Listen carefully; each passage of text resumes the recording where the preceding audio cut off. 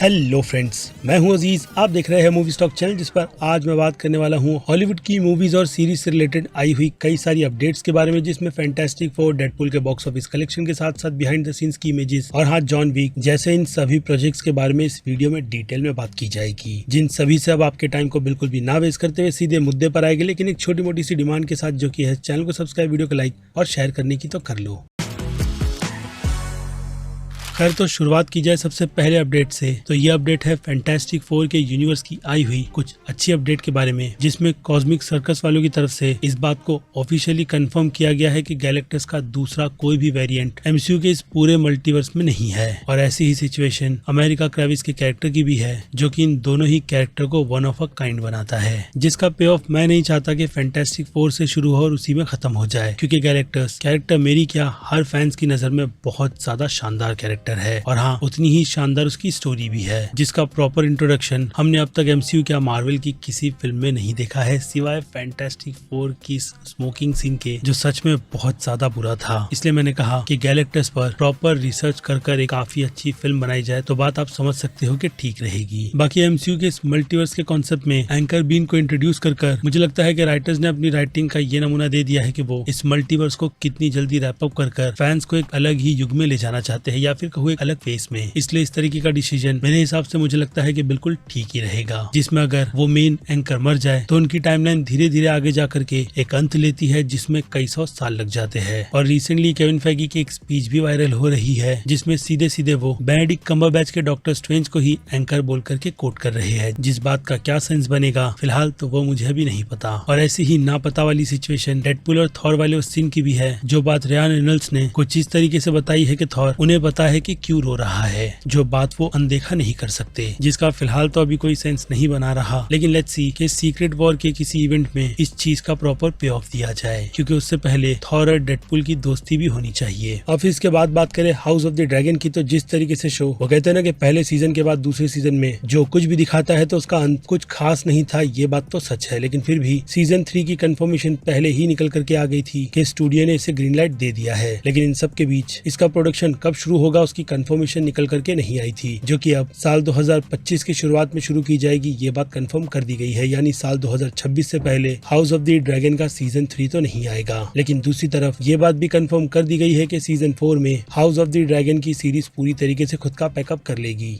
जो मुझे लगता है कि सीजन 3 में ही हो जाना चाहिए था। लेकिन खैर, अब मेकर्स की तरफ से ये डिसीजन लिया गया है, जहाँ पर कहा यही जा रहा है कि ये शो सीजन 2 के मामले में उतनी अच्छी व्यूवरशिप हासिल नहीं कर पाया है जितनी इसे करनी चाहिए, लेकिन फिर भी शो ऑनगोइंग ही रहेगा, जो हो सकता है कि आगे जाकर के खुद की फैन फॉलोइंग और भी काफी ज्यादा स्ट्रॉन्ग कर ले। क्योंकि एचबीओ की प्रिपरेशन गेम ऑफ थ्रोन्स के यूनिवर्स को लेकर के वो कहते हैं ना कि पूरी तरीके से मिल्किंग करने की ही है, जहां पर जॉर्ज आर मार्टिन ने फॉर्ब्स के इंटरव्यू में 7 प्रोजेक्ट्स की कंफर्मेशन दी है, जिनमें से 4 एनिमेटेड सीरीज रहेगी। और इसके अलावा डेडपूल एंड वुल्वरीन फिल्म की कई सारी बिहाइंड द सेट की इमेजेस रिलीज की गई है, और कहीं ना कहीं फिल्म के सपोर्टिंग एक्टर्स के फर्स्ट लुक भी, जो कि इस फिल्म में एक्चुअल में वो कहते हैं ना कि अपने कैरेक्टर के साथ रिटर्न आए हैं। और इसी के साथ साथ बात की जाए डेफनी कीन एके X-23 की, तो रिसेंटली जीरो फेस वालों के इंटरव्यू में उनकी तरफ से अपने कैरेक्टर को लेकर के ये कंफर्मेशन दे दी गई है कि उनका वर्जन जो हमें फिल्म में देखने मिला है वो असल में लोगन फिल्म से ही डायरेक्ट इस यूनिवर्स में लाया गया है, जिस बात का फिलहाल तो अभी के लिए कोई भी सेंस नहीं बनता, क्योंकि एक्टर्स के बोलने से नहीं बल्कि केविन फेगी की कंफर्मेशन से ये बात कंफर्म होगी। और इसी के साथ साथ हेनरी कैविल के वुल्वरीन की बात करें तो उनके फर्स्ट लुक के साथ साथ एक छोटा सा स्टेटमेंट भी निकल कर आया है कि उन्होंने इस रोल के लिए सबसे पहले खुद की मूछें निकाल ली। जो रेफरेंस अगर आपको याद नहीं तो जस्टिस लीग फिल्म के लिए भी हेनरी कैविल की मूछें ही बहुत बड़ी दिक्कत बन गई थी। और फिर इसी के साथ साथ रियान रेनॉल्ड्स की तरफ से निकोलस केज के गोस्ट राइडर की भी कंफर्मेशन दी गई कि उनका आइडिया इस लेजेंडरी कैरेक्टर को भी रिटर्न लाने का था, लेकिन वो कहते हैं ना कि फिल्म की डिमांड के हिसाब से फिलहाल तो उसकी जरूरत नहीं पड़ी। यानी फिल्म बहुत ही सारे क्रेजी आइडियाज पर जाने वाली थी, जिनमें से अगर गोस्ट राइडर वाले आर्क की बात की जाए तो गोस्ट राइडर मेफिस्टो की स्टोरी लाइन में ही दिखता,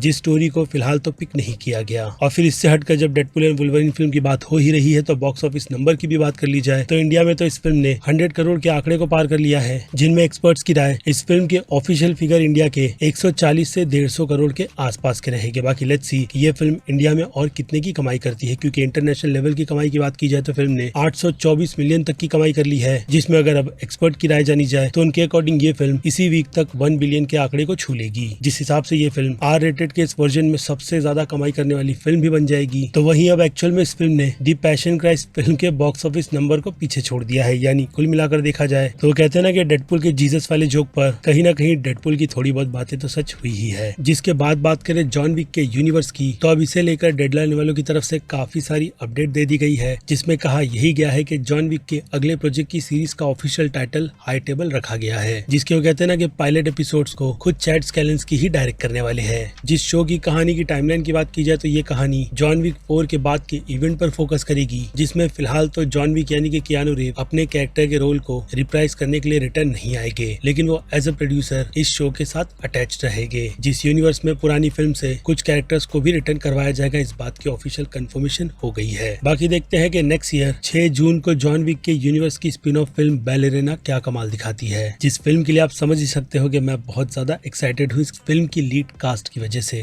जो कि एना दी आमरेस है। जिन सभी से हटकर अब क्विक अपडेट की बात की जाए तो सबसे पहले आ जाते हैं नोबडी फिल्म पर, इसके सीक्वल पर, जिस फिल्म में क्रिस्टोफर लॉयड की कास्टिंग को कंफर्म कर दिया गया है। बाकी फिल्म की रिलीज की बात करें तो फिल्म 15 अगस्त नेक्स्ट ईयर रिलीज होगी। बाकी फिल्म के विलेन की बात की जाए तो वो नाम शेरॉन स्टोन का है, जो मुझे लगता है कि कई साल बाद विलेन के कैरेक्टर का रोल प्ले करेगी। बाकी इस फिल्म के लिए तो मैं बहुत ही ज्यादा एक्साइटेड हूँ। रीजन है इस फिल्म का फर्स्ट पार्ट, जो अगर आपने नहीं देखा तो अभी जाओ जाकर देखो। जिसके बाद आ जाए डिज्नी प्लस पर आ रहे स्टार वॉर्स के यूनिवर्स के शो पर, जो कि 3 दिसंबर को रिलीज होगा। तो ये शो जॉन वॉट्स का डायरेक्ट किया गया है, जिसका टाइटल है स्टार वॉर्स स्केलेटन क्रू, जो कि अब स्टार वॉर्स के यूनिवर्स को आगे बढ़ाने में अपना योगदान देगा या फिर नहीं, वो तो इस सीरीज को देखने के बाद ही पता चलेगा। लेकिन एकोलाइट के शो के महान कारनामों की वजह से आप कह सकते हो कि फैंस बहुत नहीं बल्कि काफी ज्यादा अपसेट भी है। जिसमें ये सीरीज अब कहां पर स्टैंड करेगी उसका अगर थोड़ा बहुत आइडिया लगाया जाए तो इसके रिलीज डेट से ही ये बात पता चल जाती है कि इस सीरीज को क्रिसमस के हिसाब से ही स्पेशल बनाया जा रहा है, जिसकी इंस्पिरेशन भी द गूनियस फिल्म से ली गई है, जो कि अब इस जर्नी में बच्चों को कैसे दिखाएगा अगेन वेट करते हैं, जल्दी पता भी चल जाएगा। बाकी इसके अलावा इसके कुछ और भी इमेजेस को रिलीज किया गया है, जो कि आपको स्क्रीन पर मैं दिखा ही रहा हूँ। जिसके बाद बात करें मोनार्क के सीजन 2 की, तो हाँ, इसके सीजन 2 के प्रोडक्शन को शुरू कर दिया गया है, जो कि अब उम्मीद देता है कि इसका सीजन 2 नेक्स्ट ईयर के अंत तक आ जाए। जिसमें अब मैं नहीं चाहता कि कहानी के माध्यम से कुछ अच्छा ही दिखाया जाए, क्योंकि सीजन 1 ने हर एक एपिसोड में हमें सिवाय क्लिफ हैंगर के और ज्यादा कुछ नहीं दिया था। और इसके अलावा टाइम ट्रेवलिंग और यही सारी सिचुएशन भी इस शो से मॉन्स्टर के यूनिवर्स में इंक्लूड की जा रही है, जो आगे थिएटर में सही तरीके से यूज भी की जाती है या नहीं उसकी जानकारी तो स्टूडियो के पास ही होगी। जिस फिल्म को आने में अभी हिसाब से बहुत ही ज्यादा समय है, जो कि ऑफिशियली 26 मार्च साल 2027 में आने वाली है। और फिर इसके अलावा जैक स्नाइडर के अगले प्रोजेक्ट की बात की जाए तो उनकी तरफ से रिसेंटली रील ब्लाइंड के पॉडकास्ट में इसी बात को कंफर्म किया गया है कि वो जिस प्रोजेक्ट पर काम कर रहे हैं वो एक छोटे बजट की फिल्म है, जिसमें VFX भी यूज नहीं किया जाएगा, और अगर होगा भी तो वो काफी माइनर सा रहेगा। लेकिन इसके अलावा वो ओल्ड रूटीन पर जाते हुए कुछ अच्छा ही बनाने की कोशिश कर रहे हैं, जो शायद से जल्दी अनाउंस भी किया जाएगा। जिसके बाद बात की जाए व्हाइट विजन की सीरीज की या फिर कहो विजन क्विस्ट की, तो केविन फेगी की तरफ से एक हिसाब से इस शो की ऑफिशियली कंफर्मेशन भी दे दी गई है, इसी बात को कंफर्म करते हुए कि वो इस शो को लिखने की जिम्मेदारी टेरी मार्सलेट को दे चुके हैं, जिन्होंने स्टार वॉर्स की सीरीज और 12 मंकी जैसे शो की भी कहानी लिखी है। यानी राइटिंग वाइज केविन फेगी का काम बहुत अच्छा है इस शो के लिए। बाकी लेट्स सी कि शो असल मायने में कैसा निकलता है। और फिर इससे हटकर कोबरा काय के यूनिवर्स के एक और स्पिन ऑफ की बात की जाए तो हॉलीवुड रिपोर्टर वालों की तरफ से इसी बात को कोट किया गया है कि इससे रिलेटेड मिस्टर मियागी की प्रीक्वल सीरीज पर भी डिस्कशन चल रहा है, जो अब बनेगी भी या नहीं वो तो आने वाला वक्त ही बताएगा। जिसके बाद बात करें अमेज़न या फिर कह लो MGM स्टूडियो की, जिन्होंने वॉल्ट्रॉन के मूवी राइट्स खरीद ली है, जिस फिल्म को रोशन मार्शल डायरेक्ट करेंगे,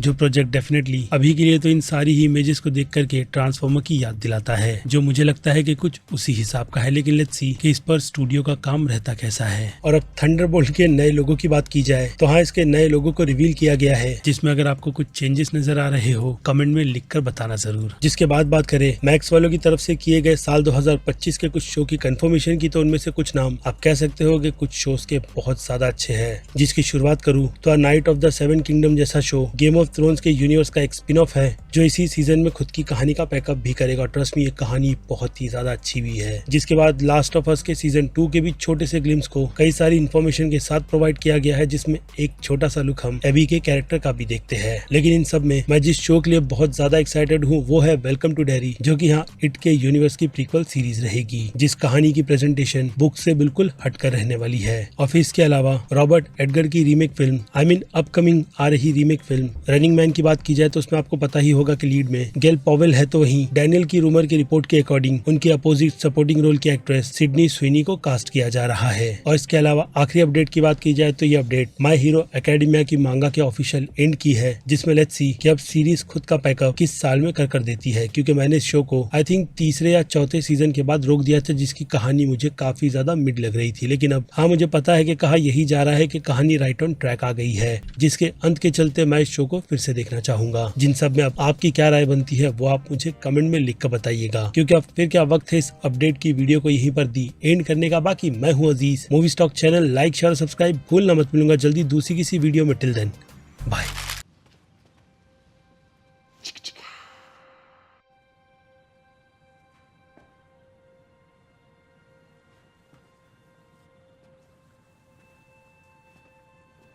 You're still here. It's over. Go home.